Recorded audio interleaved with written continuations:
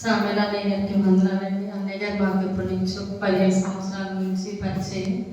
మరి అంత మీరు తగ్గించుకునే స్వభావం వదిలిగారు కూడా మరి అలాగే సేవకులు అందరికీ కూడా వందనాలండి. ఉదయపోతుంది మరి గత సంవత్సరాలన్నీ దేవుడైన సజీవైన స్థలం చూడండి. మనలో మన కుటుంబాన్ని దేవుడు ఎంతగానో మా కుటుంబాన్ని సంఘాన్ని ఎంతగానో కాచి కాపాడండి. దేవునామానికి స్తోత్రాలండి. మరి ఈ సమయంలో మేము అనుకోకుండా ఏ విధంగా రావడం దేవుడు కృపండి, దేవుడు ప్రేరణకి. మరి దగ్గర మూలు పెట్టండి. మరి నేత పరిశ్రమ ఉపాడు పట్టు చేయాలి కార్యక్రమం నేత చేసే పరిస్థితి మరి ఫస్ట్ నుంచి మా అమ్మమ్మ చాలా భయంకరమైన విగ్రహారాధన చేసేదండి. మరి ఆ పూజలు పెట్టి ఆవిడకి పూజలక్ష్మి పేరు కూడా పెట్టారు. అంత భయంకరంగా కార్తీక మాసం చలిలో ఎంతో నిష్టగా మరి పూజలు చేసేది. తనతో పాటు మరి నేను మా అన్నయ్య మా మమ్మల్ని కూడా చలిలోనే స్నానాలు చేయించి పూజలు చేయించేది. చాలా నిష్టగా చేసేదండి. మరి ఒక పరిస్థితిలో మా అమ్మ సూర్య నమస్కారం చేస్తుంటుండగా దేవుడు ప్రత్యక్షమై గొరికలు పట్టుకొని చంకలు సూర్య నమస్కారం చేస్తుంటుండగా కనపడ్డాడట.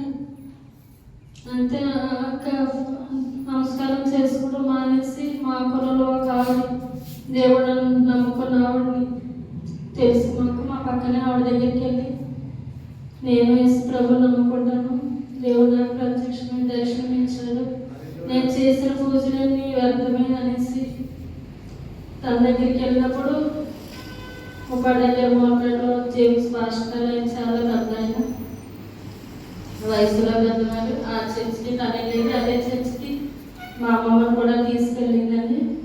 అలాగే మరి విశ్వాసగా జీవిస్తూ ఉంటుండగా నేను మా అమ్మమ్మ దగ్గర ఉండేదాన్ని. మా అమ్మ నాన్న చనిపోయాడండి. మరి మా అమ్మ తోడబుట్టు నలుగురండి, 2 అక్క, మా అమ్మ మా పెద్దమ్మ, 2 మామయ్యలు నాకు, మా నాన్న 4 అన్నదమ్ములు, 1 అక్క అండి. అయితే మా అమ్మ నాన్న చనిపోయినప్పుడు మా అమ్మమ్మ వాళ్ళ ఎవరి దగ్గరికి పంపించకుండా తన దగ్గరే పెట్టుకుని మమ్మల్ని పెంచింది. మా అమ్మమ్మ చర్చికి రమ్మంటే నేను అసలు వెళ్ళేదాన్ని కాదండి, ఇష్టపడేదాన్ని కాదు.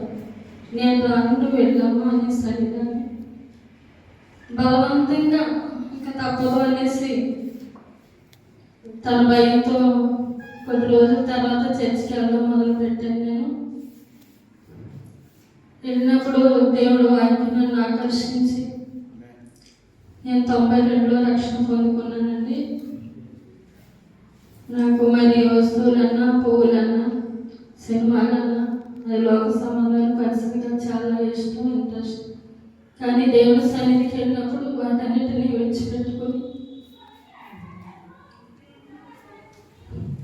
రక్షణ పొందుకున్నాను. యోగయ్య గారు జేమ్స్ గారు చనిపోయిన తర్వాత మా చర్చికి పాస్టర్గా వచ్చారండి. దేవుడు పిలుపుని బట్టి వచ్చారు. మరి ఆయన వాక్యం అయిన తర్వాత నేను వస్తువులు సమర్పించుకొని పరిపూర్ణంగా మరలా రక్షణ బాప్తిసం తీసుకున్నానండి 95లో. మరి మా విశ్వాస జీవితాన్ని కొనసాగిస్తూ ఉంటుండగా మా జీవితంలో అనేక శ్రమలు, శోధనలు, సమస్యలు వచ్చినప్పటికీ దేవుడు విడిపించి నడిపించుకుంటూ ఉన్నారు. నేను మరి చర్చిలో విశ్వాసిని. మరి యోగయ్య గారు ఆయా పరిస్థితులను బట్టి ఒంటరిగా ఆయన జీవితాన్ని కొనసాగిస్తున్నప్పుడు మా అమ్మమ్మ దైవ సేవకులు అంటే దేవుడు, ఇక దేవుడి తర్వాత దైవ సేవకులే అని మరి ఆయన ఏం చేసుకోలేదండి. స్నానం చేయించాలా, పని ప్రతి ఒక్కటి చేయాలి.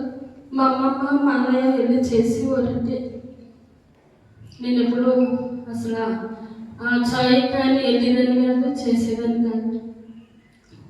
అలాంటి పరిస్థితిలో మరి యోగయ్య గారు అలాగే దర్శనం ఇచ్చి అలాగే మరి మా చర్చిలో విశ్వాసకి దర్శనమిచ్చి ఆయన పరిచర్య అంటూ నేను ఏం చేయడానికి నేను ఆయనకి బత్తాలు పెడుతున్నట్టు సత్తేస్తున్నట్టు నాకు దర్శనం ఇచ్చి మరి అభయాన్ని చేసుకోవడానికి నేను ముందుకు వచ్చినప్పుడు మరి మా బంధువులందరూ కూడా ఎంతో వెలివేసినట్లు మా మామయ్య అయితే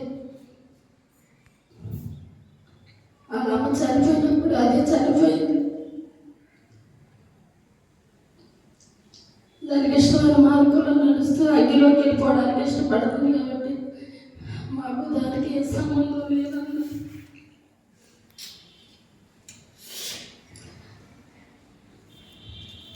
ఎందుకో దేవుడు మరి ప్రేమ గురించి వివాహం చేసుకోవడానికి చూపించాడండి. మరి మా వివాహం ఇద్దరు దానికి శ్రమలు శోధన సమస్యలు అయినప్పటికీ దేవుడు మమ్మల్ని నడిపిస్తూ ఉన్నాడు. నా బంధువులందరూ ఆయన చేసుకోవడం ఇష్టం లేకపోయినా నేను దేవుడు పెట్టి చేసుకున్నాను అని ఎంతోమంది అడిగారు. ఏముందని ఏం చూసి పెళ్లి చేసుకుంటున్నామని అడిగారండి. మా పెద్దమ్మ కొడుకు అన్నయ్య తన చర్చికి వెళ్తాడు, మమ్మల్ని బట్టి తెలుసుకున్నాడు. ఇక తను నిలబడి మా అన్నయ్యకు అన్నయ్య పెద్ద కొడుకు నిలబడి మా వివాహం చేశారు. చర్చి విశ్వాసం చేసుకోవడం ఎవరికి ఇష్టం లేదు. నేను ఇంకా తను ఇష్టపడి చేసుకున్నాను. అయినప్పటికీ నేను వాళ్ళు ఎవరి మీద ఆధారపడకుండా దేవుడు నన్ను నడిపించాడండి. ఆయనకి ఏమి ఇచ్చి రుణం తీర్చుకోలేనండి. మరి ఎంతోమంది యాగం చేసిన పరిస్థితులు కూడా ఉన్నాయి నా జీవితంలో. కానీ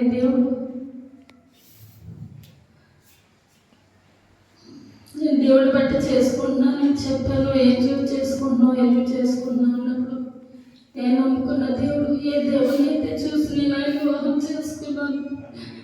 నా దేవుడు నన్ను అవమానపరచలేదండి. ఎవరైతే నన్ను అవమానపరిచారో వాళ్ళ మధ్యలో నన్ను గౌరవంగా చేసిన గొప్ప దేవుడు, అవమానాన్ని గౌరవంగా మారుస్తానని సెలవిచ్చిన దేవుడు మరి అట్టి స్థితిలో నన్ను నిలబెట్టాడండి. నాకు దేవుడు ఇద్దరు బిడ్డలు ఇచ్చాడు. మా చిన్న పాప పుట్టిన తర్వాత ఆయన భయంకరమైన వ్యాధి నుంచి దేవుడు విడిపించాడండి. ఉన్నతమైన ఆశీర్వాదాన్ని ఆధిక్యతను మా కుటుంబానికి ఇచ్చాడండి. ఆయన చేసిన మేలుకి ఏమి ఇచ్చి రుణం తీర్చుకోలేనండి. మరి మా కుటుంబంతో మరణం వరకు నమ్మకంగా జీవించలాగా మీ యొక్క అనుదిన ప్రార్థనలో జ్ఞాపకం చేసుకోండి. గత సంవత్సరంలో మేము ఎంతగానో మరి అనేక సమస్యలు బట్టి బలహీనం అయిపోయి పాస్ట్ గారు చనిపోయారు, స్టేజ్కి వెళ్ళిపోయారు. కానీ దేవుడు సంఘం మరి కృపలో జ్ఞాపకం చేసుకుని సచివ లెక్కలో ఉంచారండి. ఏమి ఇచ్చి కూడా రుణం తీర్చుకోలేదు. ఆ కుటుంబాంతా దేవుడు మహిమ కొరకు జీవించేలాగా మీ అనుదిన ప్రార్థన జ్ఞాపకం చేసుకోండి. నేను